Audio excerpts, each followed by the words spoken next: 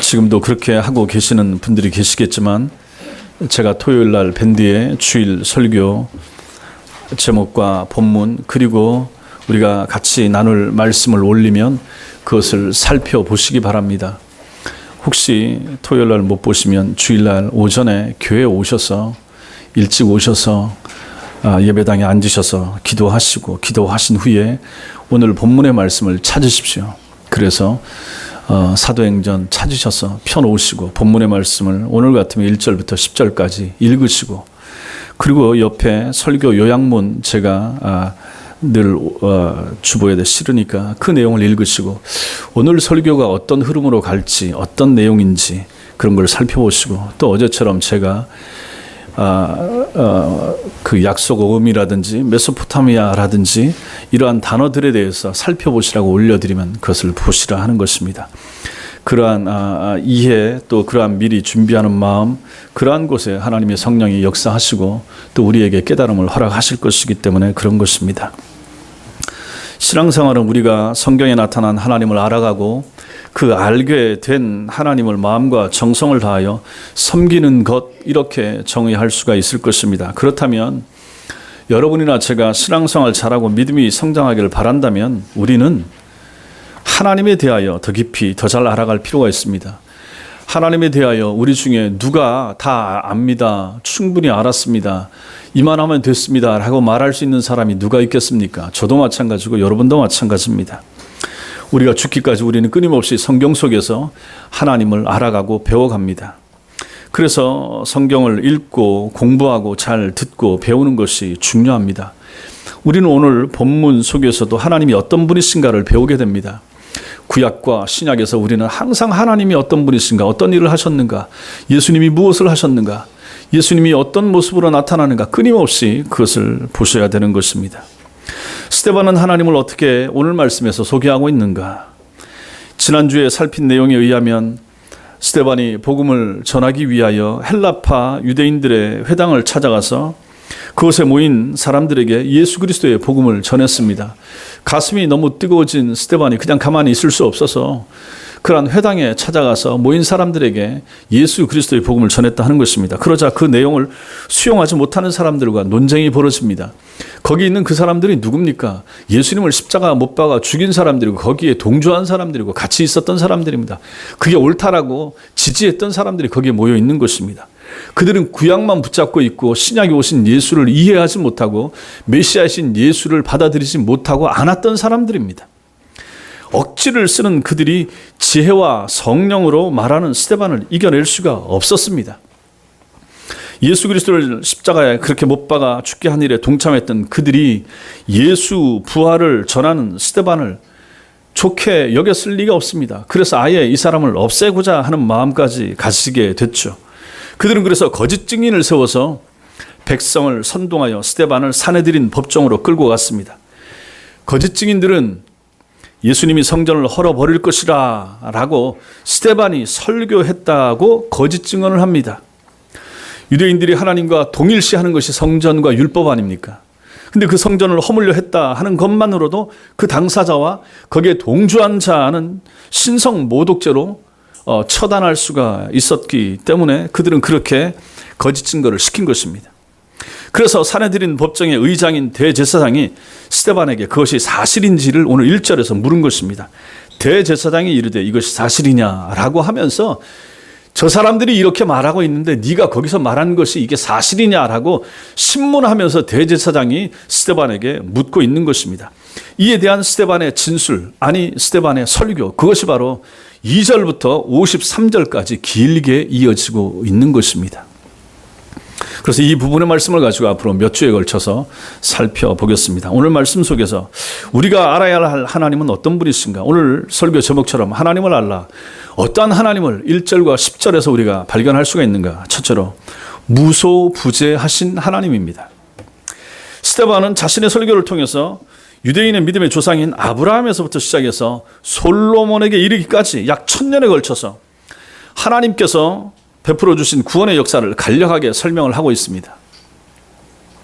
그런데 그 스데반은 본문 19절까지에 걸쳐서 아브라함과 이삭과 야곱과 요셉을, 그리고 20절 이후에서는 모세, 아론, 여호수아, 그리고 다윗과 솔로몬까지 이렇게 총 9명의 자신들 믿음의 신앙의 선조들의 이름을 거론을 하고 있습니다.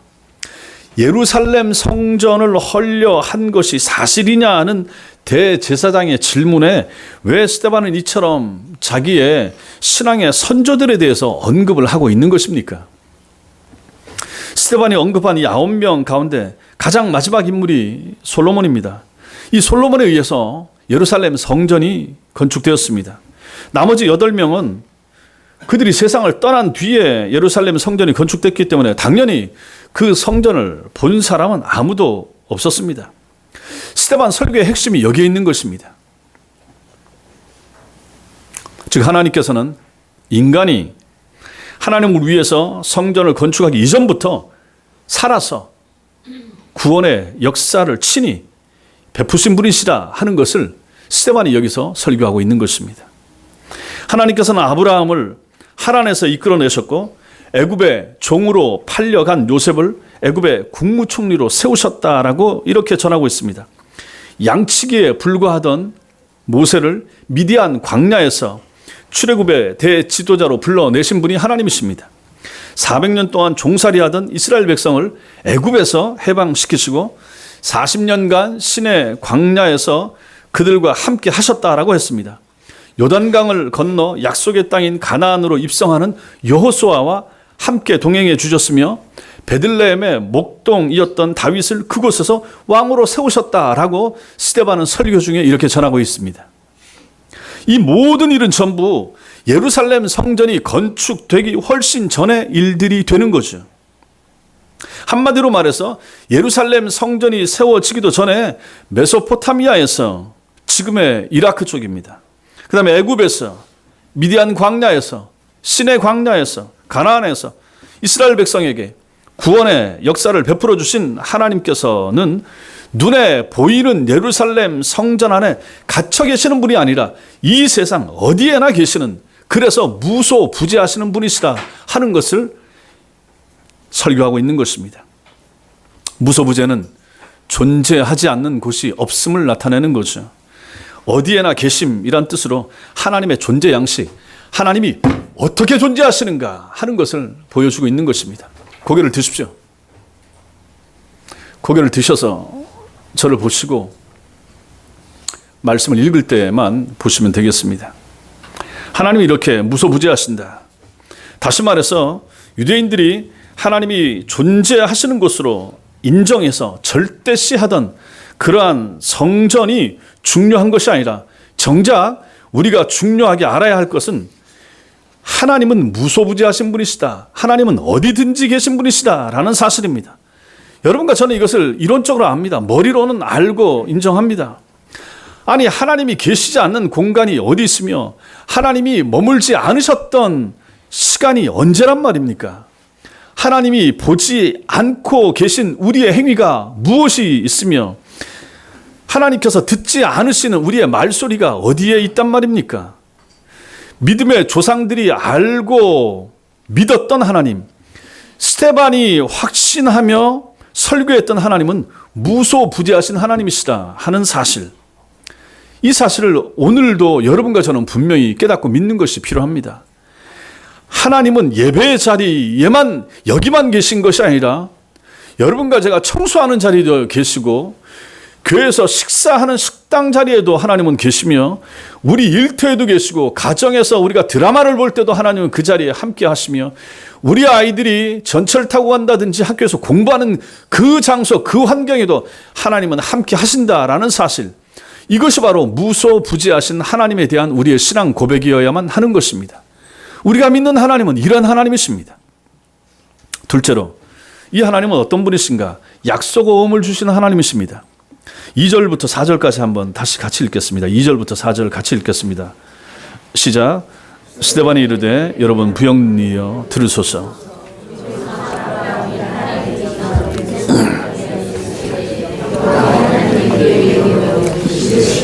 내 고향과 친척을 떠나 내가 내게 보일 땅으로 가라 하시니 아브라함이 갈대아 사람의 땅을 떠나 하란에 거하다가 그의 아버지가 죽음에 하나님이 그를 거기서 너희 지금 사는 이 땅으로 옮기셨느니라. 아브라함으로 하여금 고향과 친척과 아버지의 집을 떠나 미지의 땅 가나안으로 향하게 하신 분이 하나님이십니다. 이게 창세기 12장에 나타납니다. 하나님께서 친히 인도하신 땅에서의 일을 5절 말씀이 전해줍니다. 그 땅에서 가나안, 하나님이 메소포타미아에서 나오라고 해서 거기가 갈대아 우르입니다. 나오라고 해서 하란 거쳤다가 하란에서 가나안 땅까지 내려왔습니다.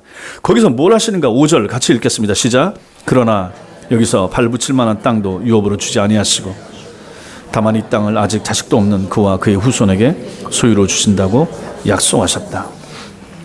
하나님께서는 당신이 친히 인도하신 그 가나안 땅에서 뭘 하시는가? 단 한 평의 땅도 아브라함에게 주고 계시지 않습니다. 그 대신 그 나이 75세에도 불구하고 그때까지 자식이 없던 아브라함과 그의 후손에게 가나안을 그의 소유로 주신다라고 약속을 주었습니다. 땅을 준 게 아니고 약속을 주고 있다. 앞으로 이 땅을 주겠다. 언제 몇 년 후에라고 말씀도 안 하십니다. 너와 너희 후손에게 땅으로 주겠다.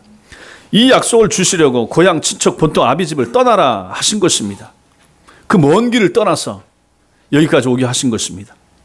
그러고 나서 겨우 주신 것이 약속입니다. 땅이 아니라. 그리고 그 약속은 언제 성취됩니까? 그때로부터 600년이나 더 시간이 지나서야 성취된 것을 우리는 성경에서 봅니다. 그게 이제 가나안 요단강 건너서 가나안 땅 들어가게 되는 여호수아서에 나타나게 된다 하는 것입니다. 사람은 언제나 현금을 요구하지만은 하나님께서는 항상 현금 대신에 약속 어음을 주십니다. 약속 어음이란 발행인이 그것을 가진 그 어음을 가진 소지인에게 어떤 특정한 날에 일정한 금액을 지급하기로 약속하는 어음을 말합니다. 저도 한 두세 번인가 밖에 본 적이 없습니다. 어음, 약속 어음. 현금은 단순 거래의 수단에 불과하지만 약속 어음은 좀 다릅니다. 믿음의 관계에서만 유효하더라고요. 어떤 사람이 물건을 팔 때 구입자의 인격이나 성실성 이거 따지지 않습니다. 물건값만 내면 아무것도 묻거나 따지지 않고 그냥 물건 내줍니다. 그리고 현금과 물건을 맞바꾸는 것으로 어디 슈퍼를 가든지 어디 편의점을 가든지 그렇습니다. 그러나 약속 어음의 경우는 전혀 다르죠. 누구든지 아무 약속 어음이나 받고 물건을 내어주는 사람은 결코 없습니다. 어음을 발행한 사람의 신용도와 신뢰도를 믿을 수 있을 때에만 어음과 물건을 교환을 해줍니다. 그래서 제가 어음을 본 것도 우리 조집사님 통해서 저 어음 가지고 와서 한번 보여주고 할 때 이제 그래서 그 설명을 좀 들어가지고 제가 좀 개념이 있죠. 어음을 발행한 사람의 신용도, 신뢰도 그걸 믿을 수 있을 때에만 어음과 물건을 교환을 해주게 되는 것입니다. 수표는 또 다르죠. 그건 돈 가치를 하니까 그 자리에서 할 수가 있지만 어음은 그렇지가 않더라 하는 것입니다. 어디서 발행했는가, 누가 발행했는가 그것에 따라서 물건이나 이걸 내줄 수도 있고 안 내줄 수도 있고 내가 못 믿겠다 그럴 수가 있다 하는 것입니다. 어음을 주고받는 것 자체가 바로 믿음의 행위이기 때문에 그런 것입니다. 그렇다면 5절 말씀은 무엇입니까? 하나님께서 아브라함에게 약속 어음을 지금 끊어주시는 장면이 되는 것입니다. 왜 하나님께서는 아브라함에게 땅, 즉 현금을 주시는 대신 약속 어음을 주고 계신 것일까요? 그것은 시간이 필요했기 때문에 그런 것입니다. 지금은 너에게 땅이 필요치 않다 하신 거죠. 시간이 필요하다. 어떤 시간입니까? 성숙에 이르기 위한 연단과 고난의 시간이 필요하다 하는 것입니다. 아브라함에게도 시간이 필요했고 그 후손들에게도 시간이 필요했습니다. 성장과 성숙의 시간이 그들에게 필요했기 때문에 당장 땅을 주지 않고 약속 어음을 끊어서 그들에게 주신 것입니다. 그것이 이제 6절과 8절에 나타납니다. 6절부터 8절 같이 읽겠습니다. 시작. 하나님이 또 이같이 말씀하시되 그 후손이 다른 땅에서 나그네가 되리니 그 땅 사람들이 종으로 삼아 400년 동안을 괴롭게 하리라 하시고 또 이르시되 종 삼는 나라를 내가 심판하리니 그 후에 그들이 나와서 이곳에서 나를 섬기리라 하시고 할례 언약을 아브라함에게 주셨더니 그가 이삭을 낳아 여드레 만에 할례를 행하고 이삭이 야곱이 우리 12조상을 낳으니라. 아브라함의 나이 75세에 하나님께서 약속하신 그의 후손, 즉 그 아들 이삭을 보는 데에는 그때로부터 25년의 시간이 더 필요했습니다. 하나님이 약속을 주시고도 금방 주시지 않았습니다. 75세에 자손을 준다고 하고 25년이 더 지났다. 그 중간에 아브라함이 그것을 참지 못하고 이스마엘을 낳게 되는 일도 생겼는데 그 이스마엘은 하나님이 원하는 자녀가 아니었습니다. 하나님이 주시기로 약속하고 주신 자녀, 그것은 이삭이었고 그것은 25년이 더 지난 100세나 돼서야 주셨다 하는 것입니다.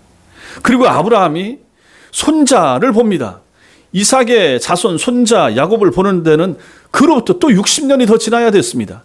160세가 되었을 때에 자식을 자기 아들 이삭이 60세가 됐을 때에 아들 이삭이 40세에 장가 들고 리브가와 결혼을 하고 나서도 20년 동안 자식이 없었다 하는 얘기입니다. 그 긴 시간, 그 아버지처럼 그 자식에도 자식을 금방금방 주지 않고 하나님께서 그렇게 시간을 끌고 끄셨다. 그 이유가 있다 하는 것입니다.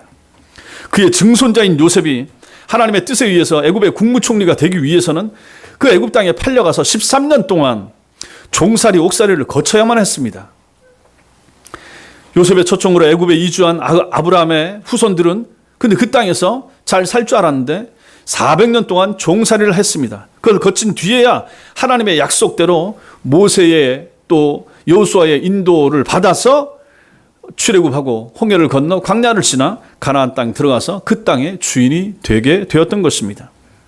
하나님께서는 이스라엘 백성이 약속의 땅인 가나안을 유업으로 받아 누릴 수 있는 백성으로 성숙해 가도록 만드시기 위해서 그들에게 현금이 아닌 지금 당장의 땅이 아닌 인내의 약속 어음을 끊어 주셨다 하는 것입니다. 아브라함과 이삭과 야곱, 요셉 그리고 이스라엘 백성들에게는 이런 연단과 고생, 고난의 기간이 필요했으며 그래서 하나님은 당장의 땅이 아닌 미래의 땅을 주시겠다고 약속 어음을 발행하셨던 것입니다. 그러므로 스데반은 사도행전 7장을 통해서 강조하고 있는 것이 성전보다 하나님이 더 중요하다. 성전의 제사보다 하나님의 약속의 말씀이 더 중요하다. 성전을 지키는 것보다 하나님과 믿음의 관계를 지키는 것이 더 중요하다 하는 것을 이 7장 전부를 통해서 그들에게 그 무지한 사람들 앞에서 설교했던 것입니다. 하나님의 약속을 믿고 기다리는 믿음 속에서 여러분과 저 우리 영혼의 묵은 때가 벗겨지고 우리 자신이 비로소 하나님의 약속을 받을 만한 하나님의 거룩한 성전으로 아름답게 지어져 가기 때문에 하나님은 이렇게 하시는 것입니다. 여러분과 저에게도 마찬가지로 하는 것이죠. 우리에게도 아픔, 우리에게도 고난, 우리에게도 기다림의 시간을 하나님이 허락하신 이유가 바로 여기에 있는 것입니다. 그렇다면 하나님께서 우리에게 현금 대신 인내와 성숙을 위한 약속 어음을 주시는 것은 오히려 여러분과 저에게 얼마나 감사한 일인가. 내게 고난 주심이 감사하다. 내게 아픔 주심이 감사하다. 내게 몸에 질병을 주시는 것도 그래서 이런 차원에서 우리는 충분히 감사할 수 있다 하는 것입니다. 내가 원하는 대로 기도 응답이 금방 이루어지지 않고 내가 바라는 대로 어떤 문제가 풀리지 않아도 오히려 기다리면서 하나님 앞에 엎드릴 수 있고 오히려 기다리면서 하나님의 말씀을 묵상할 수 있으니 이게 얼마나 감사한가. 그 기다림 가운데 여러분과 저는 자라가는 것입니다. 그 기다림 가운데 그 인내의 시간 가운데 여러분과 저는 성숙해 가기 때문에 하나님께서는 여러분과 저에게 이것을 허락하신다 하는 것입니다. 그래서 어떤 차원에서 보면 신앙생활이 힘든 거예요. 그럼 하나님 언제까지요? 언제까지 기다려야 되겠습니까? 문제가 하나 풀리고 해결되고 나면 또 다른 문제가 생기고. 근데 이것은 뭐 불신자도 마찬가지고 신자도 마찬가지입니다. 근데 불신자는 어떻게 해야 될지 모르지만 신자는 이런 말씀을 통해서 미리미리 교훈을 받고 예방을 할 수가 있다. 처방을 받는다 하는 것입니다. 아하, 하나님이 또 나에게 어떤 신앙의 성숙과 연단을 위하여 나의 신앙의 업그레이드를 위하여 하나님께서 이런 어려움과 아픔을 허락하시는구나 라고 우리는 이것을 깨달을 수가 있다 하는 것입니다. 바로 이 말씀이 그런 차원에서 우리에게 중요한 것이죠. 사람이 발행하는 약속 어음은 부도나는 경우가 얼마나 많습니까? 그래서 그냥 휴지가 되어버리는 경우가 있지 않습니까? 그러나 전능하신 하나님의 약속 어음에는 결코 부도가 없다는 사실, 이게 중요한 거죠. 그 정한 기한이 되면 반드시 그 액수를 갖게 해주시는 분, 그분이 바로 하나님이십니다. 성경에서 하나님의 약속하시고 이루어지지 않은 것이 뭐가 있습니까? 구약에서 약속하시고 신약에서 이루어지지 않은 것이 어디 있습니까? 이제 신약에서 약속하시고 이루어지지 않은 것이 단 하나 있죠. 그것은 바로 예수 그리스도의 재림입니다. 그러면 우리는 이 전체 성경이 전부 다 약속과 성취로 이루어졌을 때, 하나님이 약속하시고 이루어진다라고 봤을 때 마지막 남은 약속, 그것도 분명히 이루어진다라고 우리는 보는 거죠. 그 재림의 약속 분명히 이루어질 수밖에 없는 것입니다. 여러분과 저는 그날을 바라보면서 살아가는 그러한 사람들이라 하는 것입니다. 그렇다면 여러분과 저는 하나님을 향한 신뢰가 필요합니다. 믿음이 필요합니다. 우리를 천국까지 인도하시겠다라고 하는 하나님의 약속을 여러분과 제가 믿으셔야 됩니다. 세상 끝날까지 함께 하시겠다는 임마누엘의 약속, 이것도 믿으셔야 됩니다. 먼저 하나님의 나라와 그 의를 구하면 우리에게 필요한 모든 것 채워주시겠다라고 약속 주셨죠. 그럼 그 약속 믿으셔야 됩니다. 내가 진실로 속히 오리라라고 마지막으로 계시록 끝에서 약속을 주셨죠. 그럼 우리 믿으셔야 됩니다. 이 하나님의 약속을 믿는 신앙, 이것이 필요합니다. 믿고 인내하며 기다리셔야 됩니다. 이것이 바로 약속 오음을 주시는 하나님이십니다. 우리는 또 어떤 하나님을 아셔야 됩니까? 조상들과 함께 하신 하나님입니다. 지금까지 이렇게 전하고 있는 스데반의 설교를 들어보면 유대인의 신앙 조상인 아브라함과 이삭, 야곱과 요셉에 관한 내용으로만 이루어져 있는 것처럼 볼 수가 있습니다. 그러나 본문 말씀을 자세하게 잘 살펴보면 그게 아닌 것을 알 수가 있습니다. 2절부터 4절까지의 말씀을 잘 이렇게 읽어보시면 스데반이 아브라함에 관해서 말하고 있는 것 같지만, 그러나 본문의 주어를 잘 보시면 누굽니까? 아브라함이 아니라 하나님이십니다. 하나님이 거기에 드러나 계시다. 영광의 하나님이 그에게 보여. 그리고 그 나머지에도 쭉 계속해서 이렇게 하나님이 4절에도 하나님이 그를 거기서, 6절에도 하나님이 또 이같이 말씀하시되, 계속해서 이 전체 스데반의 설교의 주인공, 주어는 하나님이라 하는 것입니다. 하나님이 아브라함이 자진하여 가나안 땅에 이른 것이 아니라 메소포타미아에 있던 그냥 우상 나라에서 살고 있던 아브라함을 하나님께서 불러내셨습니다. 그리고 하란을 거쳐서 가나안 땅으로 인도하신 것이죠. 또한 아브라함이 나이 75세가 되도록 자식이 없는 상황에서 가나안 땅을 그와 그의 후손에게 유업으로 주실 것을 먼저 약속해 주신 분도 하나님이셨습니다. 아브라함의 후손을 애굽의 종살이에서 건져내신 분도 하나님이시고, 그에게 아들 이삭과 손자 야곱 그리고 12명의 증손자 보게 하신 분 역시 하나님이셨습니다.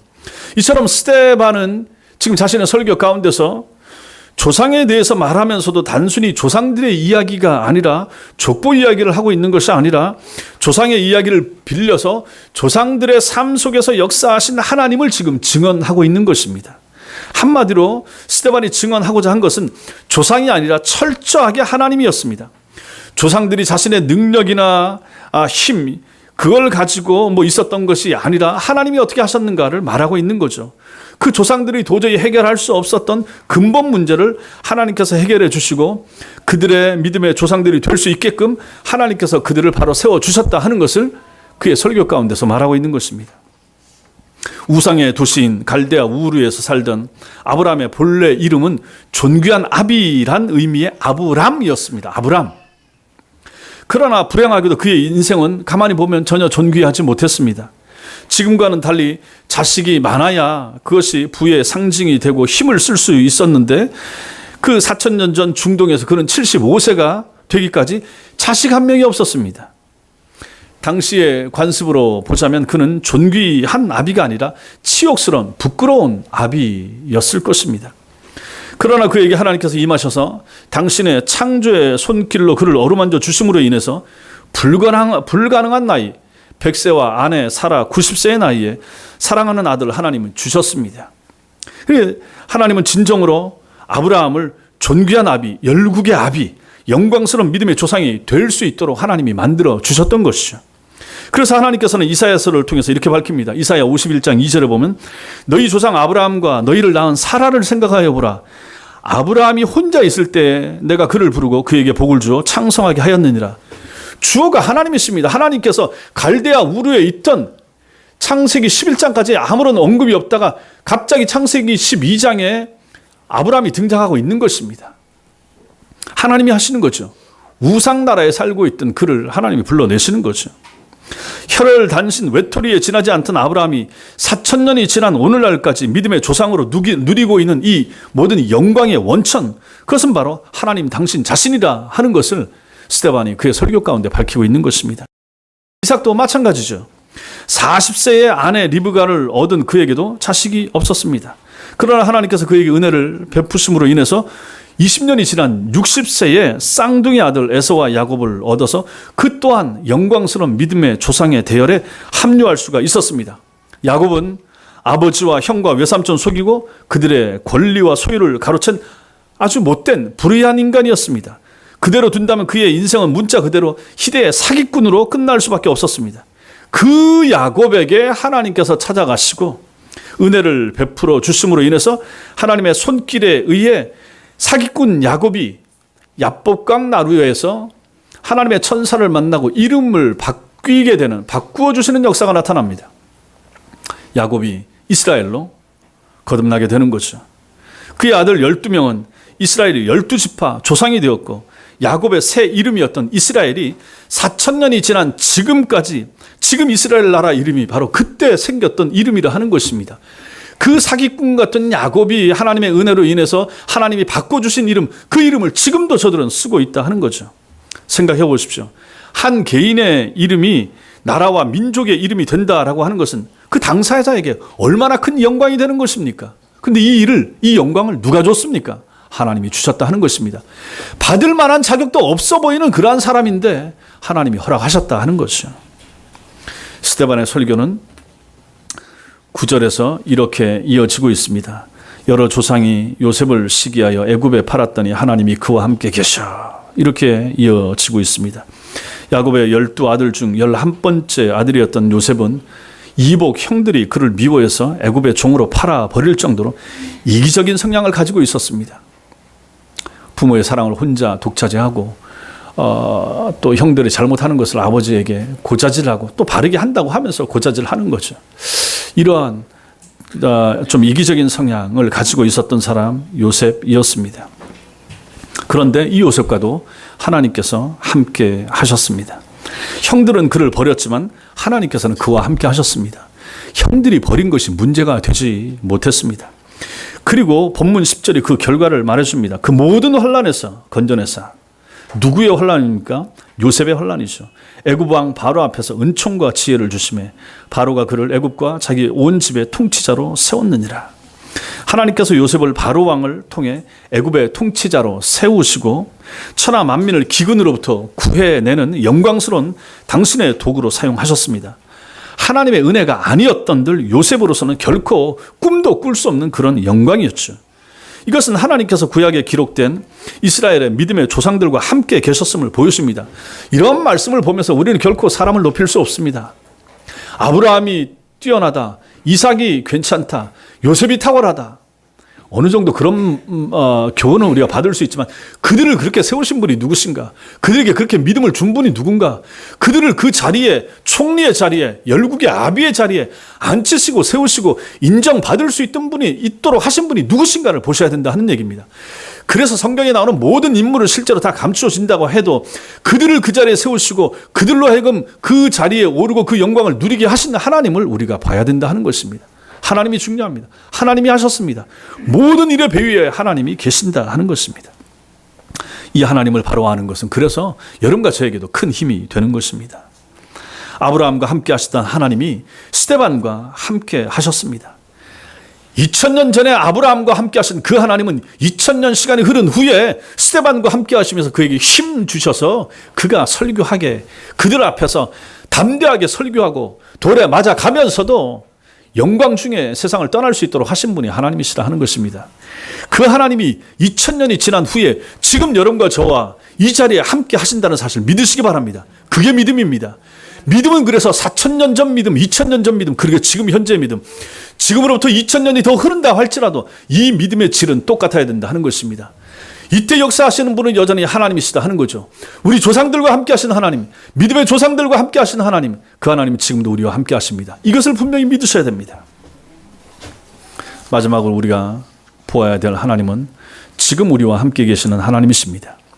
사내들인 법정에 끌려간 스데반이 이처럼 저마다 심각한 문제를 안고 있었던 아브라함, 이삭, 야곱, 요셉이 그들과 함께 하신 하나님의 은혜 속에서 영광스러운 믿음의 조상이 되었음을 설교한 것은 자신을 모함하고 재판하는 사람들이 스데반이 보기에는 진정으로 하나님 믿는 사람이 아니었다 하는 것입니다. 그걸 의미하는 거죠. 다른 표현으로 지금 스데반을 대적하는 그들과는 하나님께서 결코 함께하지 않는다 하는 것을 알았던 거죠.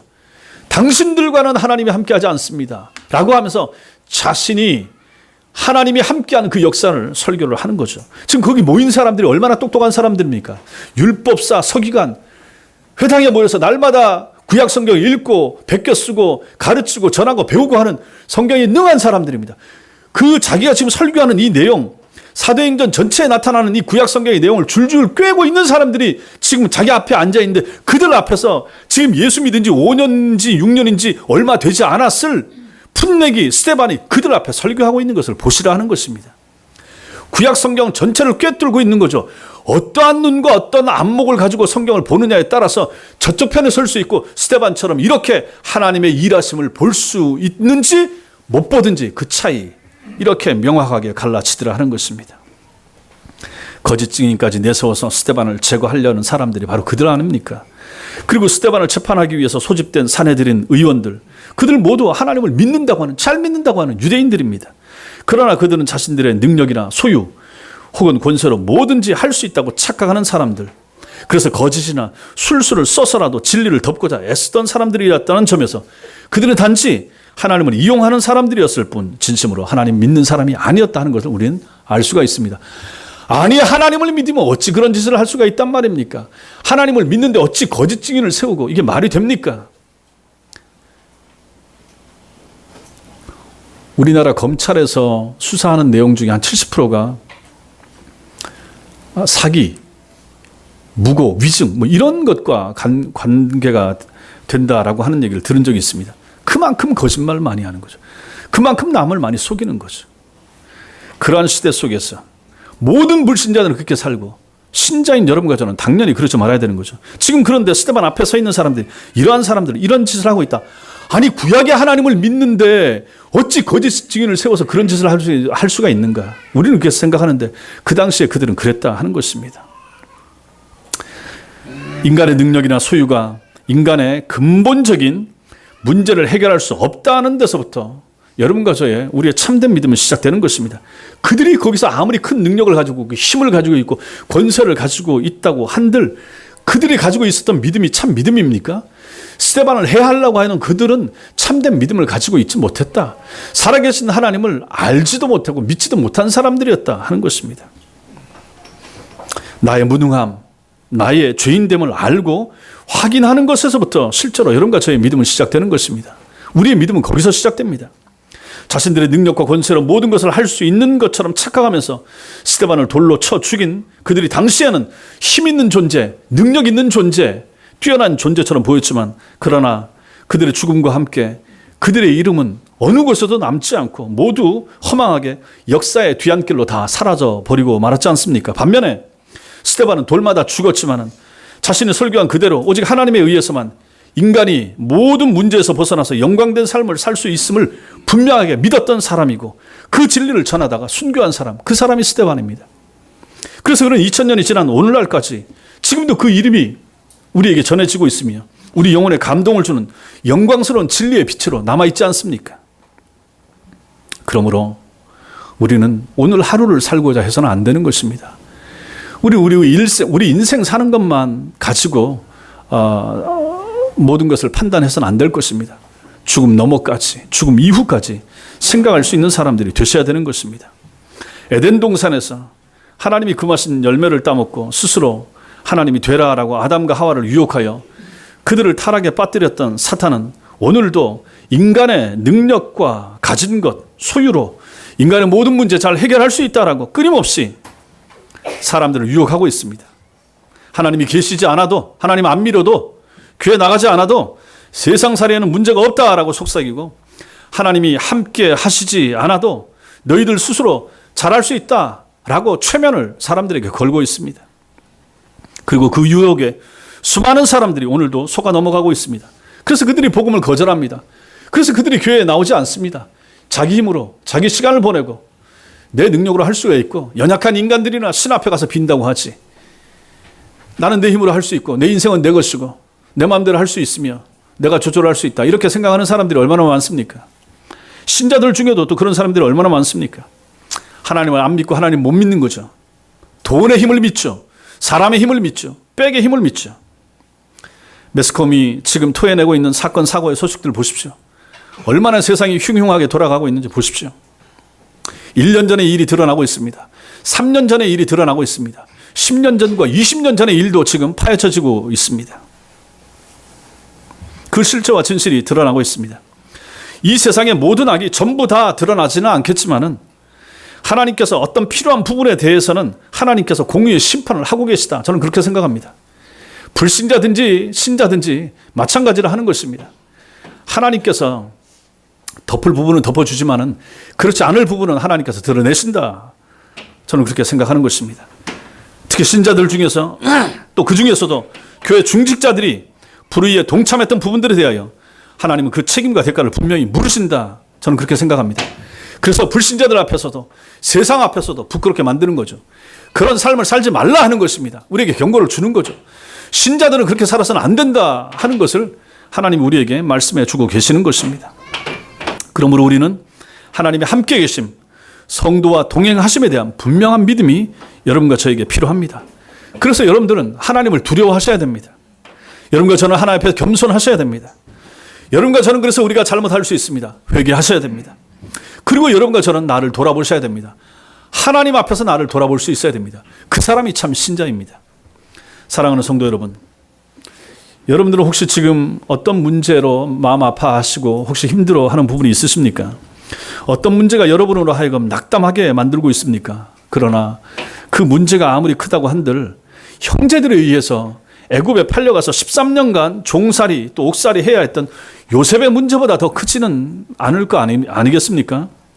그렇다면 우리는 요셉의 삶에 대하여 전하고 있는 스데반의 음성에 귀를 기울일 필요가 있습니다. 9절과 10절 우리 같이 한번 읽어보겠습니다. 9절과 10절 시작.